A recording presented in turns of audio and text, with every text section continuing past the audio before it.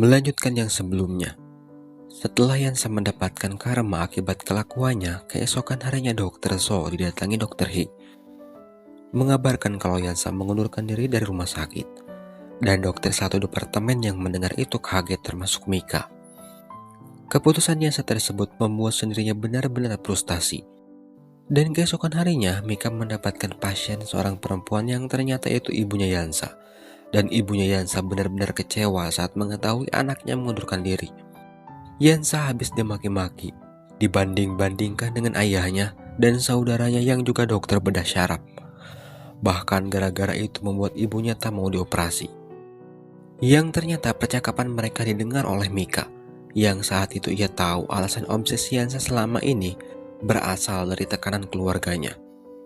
Tapi ibunya Yansa seketika berubah saat ia melihat anaknya menjadi pahlawan saat ada pasien darurat datang, yang akhirnya keduanya baikan. Dan setelahnya ibunya Yansa akan melakukan operasi yang ditangani seorang dokter ahli yang didampingi oleh Mika, karena dokter So sedang berada di luar negeri saat itu. Dan kedua dokter tersebut khususnya untuk Mika ia mendapatkan pujian dari dokter pimpinan operasi, lantaran ia bereaksi tenang saat pasien kritis, sampai akhirnya operasi itu sukses besar.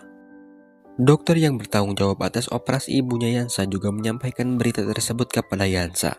Ia juga meminta Yansa untuk mengucap rasa terima kasihnya terhadap Mika yang membuat operasi tersebut sukses besar. Kebahagiaan Mika atas berhasil menyelamatkan ibu temannya tersebut nyatanya tak bertahan lama. Ia dihubungi Shin. Mika langsung lemas saat mendengar kejujuran Shin soal penyakitnya. Mika juga kecewa yang baru tahu sekarang. Ia merasa tak ada gunanya untuk Shin saat itu. Tapi Shin menenangkannya dengan dalih kalau Shin tak mau merepotkannya. Yang setelahnya Mika kembali menemani Shin untuk berkonsultasi dengan seniornya dan bertanya tentang metode operasi yang bisa mengurangi efek sampingnya. Senior tersebut angkat tangan tentang hal tersebut, tapi ia menjelaskan ada metode lain untuk mengurangi itu, tapi tak ada dokter yang menguasai ilmu operasi tersebut. Setelah mendengar tidak ada cara lain untuk menyembuhkan Shin membuat Shin gelisah. Untungnya Shin memiliki Mika yang terus-menerus menyemangatinya. Ia berjanji akan terus mendampingi Shin apapun yang terjadi, katanya. Pada kenyataannya Mika lebih gelisah lagi, yang akhirnya Mika mengatakan kondisi Shin tersebut kepada kakaknya, yang saat itu sedang ada acara di luar negeri bersama Dr. So. Mengetahui itu membuat kakaknya panik.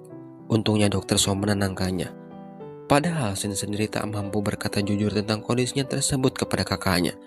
Walhasil setelah kakaknya pulang, ia terus-menerus kena omel. Dan keesokan paginya, giliran Mika yang ditenangkan Dr. So. Mika juga banyak bicara tentang metode operasi yang dibicarakan seniornya. Ia juga bicara tentang keinginan operasi yang bisa mengurangi dampak negatif dari operasi tersebut, yang katanya belum ada yang mampu perihal metode itu. Tapi ternyata Dr. So menemui Mika mengabarkan berita baik, kalau metode yang dibicarakan Mika barusan yang katanya mustahil, Dr. So menguasainya dan berniat melakukan metode itu kepada Shin. Jadi Mika tenang saja, katanya. Seutas ucapan Dr. So tersebut sungguh berdampak besar kepada Mika, terutama Shin pacarnya. Keduanya benar-benar keluar dari situasi gelap saat itu. Sebelum operasi itu dilakukan, Mika dan Shin benar-benar memanfaatkan waktu sebaik mungkin.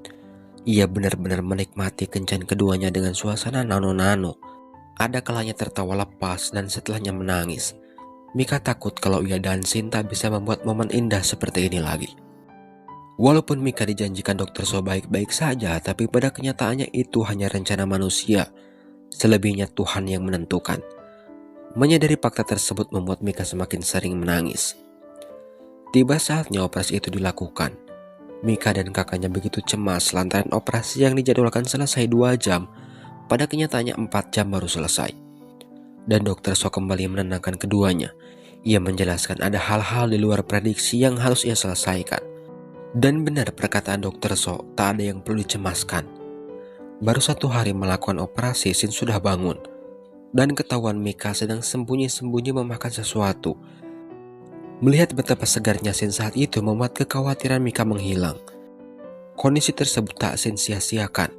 Ia terus-menerus membuat Mika sibuk dengan kemanjaannya. Maunya disuapin lah, dipijitin lah, dan yang lainnya. Dan keduanya benar-benar menikmati kebersamaan itu.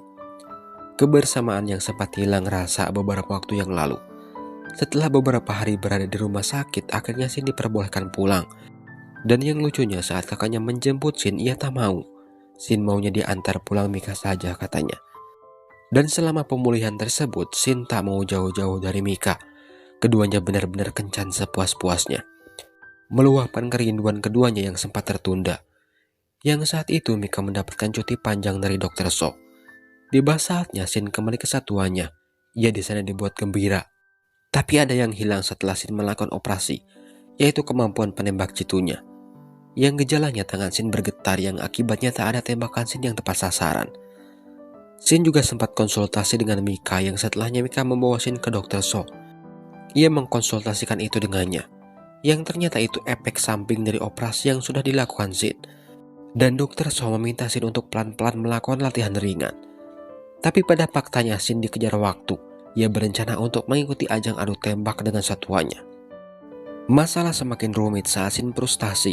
Sudah tak terhitung latihan yang dilakukannya, tapi performanya tak kunjung membaik dan itu membuat Shin jadi pikiran. Saking frustasinya sampai-sampai ia mengabaikan chat dari Mika. Sampai suatu momen Shin melakukan latihan bersama skuadnya, yang saat itu kebetulan Shin berduel dengan Joe dalam adu tembak. Joe yang tahu kondisi kaptennya yang tak baik-baik saja, ia mencoba mengalah dan itu membuat Shin marah. Ia merasa jadi kapten tak berguna, bahkan sampai dikasihani rekan setimnya sendiri. Puncak kemarahan Shin tersebut merembet sampai ke hubungannya dengan Mika. Itu terjadi saat Mika mengobati luka Shin akibat latihannya yang terlalu keras. Dan Mika meminta Shin untuk mengurangi latihannya tersebut. Mendengar itu Shin merasa kalau Mika lah yang memberitahukannya kepada rekannya tentang kondisinya tersebut. Yang akhirnya ia meninggalkan Mika dengan tampang asem. Shin pundung ke rumah kakaknya. Ia tak pulang ke rumah Mika selama beberapa hari. Tiba saatnya ia kembali latihan dan ia berbicara kepada wakilnya Su. Ia memuji wakilnya yang semakin hari semakin bagus teknik menembaknya. Ia juga curhat tentang kondisi tangannya yang seketika membuat wakilnya terkejut. Faktanya Su baru mengetahui kalau tangan kaptennya bermasalah. Sadar Su tak tahu apa-apa, Shin langsung ingat kepada Mika. Ia ingat saat ia menuduh Mika yang tidak-tidak. Saat itu juga Shin lari menemui Mika. Ia langsung mengatakan permintaan maafnya. Untungnya Mika mengerti. Yang akhirnya keduanya kembali baikan. Baikan pertama mereka setelah perang dingin beberapa hari itu dibuka dengan kemanjaan Mika yang ingin Shin memasakkan sesuatu untuk dirinya. Dan beginilah enaknya mempunyai kekasih yang saling mengisi. Shin sebagai abdi negara bertugas melindungi Mika. Dan begitupun Mika melindungi Shin seperti yang terjadi saat ini. Di sela-sela kebersamaan keduanya, Mika membuat sebuah metode untuk melatih kembali kemampuan tangan Shin dengan menggunakan sebuah botol aqua yang beratnya hampir sama dengan pistol. Dan ajaibnya berkat kekuatan cinta keduanya, Shin semakin semangat. Latihan yang sebelumnya penuh dengan emosi sekarang Shin lakukan dengan senang setelah mendapatkan booster dari Mika. Dan itu berhasil. Hasilnya kemampuan Shin dalam hal menembaknya kembali. Bahkan Shin dan satuannya berhasil menyabat gelar juara saat kompetisi menembak tersebut dihelat. Sebagai rasa syukurnya, Shin kembali membuat senang Mika seharian. Bukan hanya Shin yang menambah prestasinya, Mika pun tak mau kalah. Ia ditunjuk oleh Dr. So untuk mengikuti pelatihan di luar negeri. Dan itu berkat operasi-operasi Mika yang berhasil dilakukannya. Mendapatkan kabar tersebut membuat Mika galau. Mika bingung memilih antara impiannya dan Shin. Bahkan Mika tak sanggup berkata jujur tentang hal tersebut kepada Shin. Sampai akhirnya Shin tahu tentang hal itu dari Dr. So dan kakaknya. Apalagi saat mendengar pelatihannya membutuhkan 2 tahun yang langsung membuat Shin terdiam. Perasaannya hampir sama dengan apa yang Mika rasakan, antara melepaskan impian kekasihnya atau LDRan. Padahal saat itu Shin berniat melamar Mika, bahkan ia sudah menaruh cincin tunangan di kamar Mika sebagai kejutan darinya. Yang akhirnya Shin berniat menemui Mika. Baru saja sampai di depan pintu masuk rumah Mika, Shin terdiam. Faktanya Mika pun melakukan hal yang sama sambil memperhatikan sebuah cincin yang ia tebak untuk dirinya dari Shin. Tapi saat Mika membuka pintu, Shin sudah tak ada di tempat. Yang ada malah Dr. So dan kakaknya Shin yang berniat masuk ke rumah Mika. Saat Mika melihat keduanya yang berekspresi serius, ia menebak kalau Shin sudah mendengar semuanya. Yang akhirnya Mika menyusul Shin. Mika melihat Shin sedang melamun. Dan sambil menangis, Mika menemui Shin sambil mengatakan kalau ia akan pergi, dan alasannya karena ia tak ingin melepaskan Shin. Mendengar itu membuat Shin bahagia. Ia merasa sangat dispesialkan oleh Mika. Tapi yang membuat Shin mengganjal adalah tentang impian Mika. Shin membayangkan kalau posisinya dibalik. Shin yakin kalau Mika bakal berkorban demi impiannya. Dan Shin tak ingin membuat kekasihnya menyesal. Ia juga menceritakan rencana kejutannya yang ingin melamar Mika. Ia juga mengatakan tentang kegagalannya itu karena ada yang lebih mengejutkan, yaitu kepergian Mika. Yang akhirnya dengan tampang tak rela, ia mengizinkan Mika untuk sementara LDRan. Melihat betapa tulusnya Shin saat itu, membuat Mika terenyuh. Yang akhirnya Mika melamar Shin saat itu juga. Mika meminta Shin untuk menikahinya, dan ia meminta Shin untuk menunggunya, dan keduanya berjanji untuk setia. Sebelum Mika berangkat, Mika dan Shin tak membuang-buang waktu untuk bersama. Mereka menemani teman mereka yang sedang foto prewedding, yang tampak romantis, dan keduanya menemani temannya tersebut sampai hari kepernikahan. Tiba saatnya hari keberangkatan Mika. Disinilah kesetiaan abdi negara dan dokter bedah diuji. Yang ternyata setelah melihat kisah asmara keduanya tersebut bisa disimpulkan kalau LDRan itu tidak semenakutkan yang sering kali dilihat di konten-konten baper. Setiap Shin kangen, ia menulis di kalender rumahnya. Hari apa ia kangen? Kangen apa aja dari kekasihnya itu? Iya, karena Shin tahu Mika di sana belajar 18 jam. Jadi ia tak bisa begitu saja menghubungi Mika. Tapi sekalinya ia berhubungan, keduanya tampak sangat bahagia. Segala hal Mika dan Shin laporkan. Yang tentunya momen lucu pun selalu tersemat di setiap keduanya bertatap muka. Contohnya saja saat Mika mengabarkan kalau di tempatnya banyak yang naksir dirinya, yang spontan membuat Shin manyun lantaran cemburu. Yang ternyata Yansa, si tukang carmuk yang sekarang sudah tobat, juga berat di sana. Ia sengaja menemui Mika dan ketemu kangen dengan sahabat sekaligus saingan seprofesinya tersebut. Diceritakan 2 tahun telah berlalu dan Mika berniat pulang kampung. Setelah mendarat dari pesawat, lantas ia menggunakan bus menuju ke kota kepulangannya. Tapi ternyata bus yang Mika tumpangi, bus yang menjadi target pihak kepolisian, yang ternyata di dalam bus tersebut terdapat segerombolan pengedar narkoba. Dan untuk kedua kalinya, Mika menjadi sandera. Setelah sebelumnya ia jadi sandera perampokan, sekarang ia jadi sandera pengedar. Di dalam bus tersebut sempat terjadi baku tembak dengan seorang mata-mata polisi. Yang jelas polisi tersebut kalah lantaran kalah jumlah. Akibat kejadian itu salah satu penjahat tertembak di bagian dada, sedangkan di pihak polisi tertembak di bagian pundak. Penjahat tersebut yang mengetahui ada dokter di bus tersebut mengancam Mika dan memerintahkan Mika untuk mengobati rekannya. Mika tak bisa melakukan itu lantaran di bus tersebut tak tersedia peralatan untuk melakukan operasi. Yang akhirnya penjahat itu mengancam polisi yang sedang mengepungnya untuk membawakan alat medis ke sana. Dan itu disetujui. Di saat bersamaan, Kapten Satuan Polisi tersebut meminta bantuan kepada pusat kepolisian untuk mengirimkannya bantuan, dan bantuan itu adalah Shin. Tapi saat ini Shin tidak menggunakan skuad terbaik. Kapten polisi tersebut juga memberikan informasi tentang permintaan penjahat yang memintanya mengirimkan sebuah peralatan medis. Ia juga mengatakan tentang dokter yang bernama Mika yang juga ikutan disandra. Mendengar nama Mika, spontan Shin marah dan mengatakan kepada kapten polisi kalau dokter tersebut adalah kekasihnya. Saat itu juga Shin langsung membuat rencana. Ia tak memperbolehkan satuan penyergapnya bergerak dan memerintahkan kalau mereka akan bergerak malam hari. Sedangkan Shin sendiri menyamar sebagai seorang dokter. Shin menemui penjahat seorang diri tepat saat ia berhadapan dengan mereka, termasuk Mika. Mika dikagetkan dengan seorang dokter bermasker yang tak mungkin ia tak kenali. Sampai akhirnya Shin membuka maskernya dan memperkenalkan diri sebagai dokter gadungan.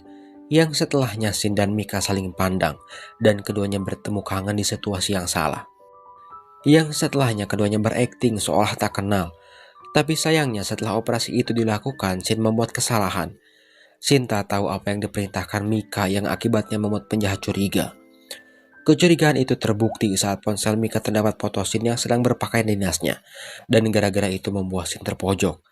Yang akhirnya ia hanya bisa menyerah saat diborgol dengan sebuah tali. Tapi di saat yang sama hari mulai petang, dan sekuat yang diperintahkan Shin mulai bergerak. Bukan Shin namanya kalau sampai kalah dengan komplotan penjahat tersebut. Yang ternyata Shin sudah persiapan. Tangannya berhasil lolos berkat pisau bedah yang akhirnya Shin dengan mudah melumat komplotan penjahat tersebut dan menyisakan satu penjahat lagi. Tapi walaupun satu, pada faktanya berhasil membuat Shin terpojok. Itu berawal saat penjahat itu mengancam dengan keselamatan Mika, yang mau tak mau Shin berbuat nekat. Ia mengorbankan dirinya untuk melindungi Mika saat penjahat tersebut menghanuskan belatik yang dipegangnya, yang berakibat Shin terluka. Dan saat terluka itulah Shin dipojokkan sebelum akhirnya Mika melumpuhkan penjahat tersebut dengan sebuah pistol temuannya. Melihat Shin terluka membuat Mika panik. Ia membuat sebuah infusan ala kadarnya dengan sebuah botol aqua, dan berkat itu membuat Shin selamat. Dan seperti biasa, tubuh Shin kuatnya di atas normal. Sehari sejak kejadian tersebut, paginya Shin sudah pulih. Bahkan sempat-sempatnya ia bercanda lupa ingatan kepada Mika. Walhasil baru sejak keduanya ngobrol, sejak 2 tahun tidak bertemu, diawali dengan kekesalan Mika, lantaran sukses membuatnya khawatir. Tapi setelahnya keduanya mesra kembali. Berkat luka yang dideritanya tersebut membuat Shin dapat jatah libur, yang tentunya jatah istirahat tersebut tak Shin benar-benar lakukan. Ia malah sibuk asik pacaran. Sampai akhirnya Shin membawa Mika ke tempat pelatihan mereka, sambil mengenang saat dulu keduanya yang sering cekcok. Mungkin keduanya tak menyangka sampai saat ini kalau semua kenangan tersebut malah berbalik. Yang tadinya sering cekcok, dan lihat sekarang, manjanya bukan main. Shin membawa Mika ke atas gedung tempat keduanya melakukan pelatihan, dan tujuan Shin membawa Mika ke sana tidak untuk melakukan hal yang sama, melainkan untuk memperlihatkan sebuah kejutan. Dan kejutan tersebut berupa lamaran pernikahan dari Shin untuk Mika yang tertulis besar di lapangan. Tanpa berpikir panjang, Mika langsung menerimanya, dan drama pun selesai.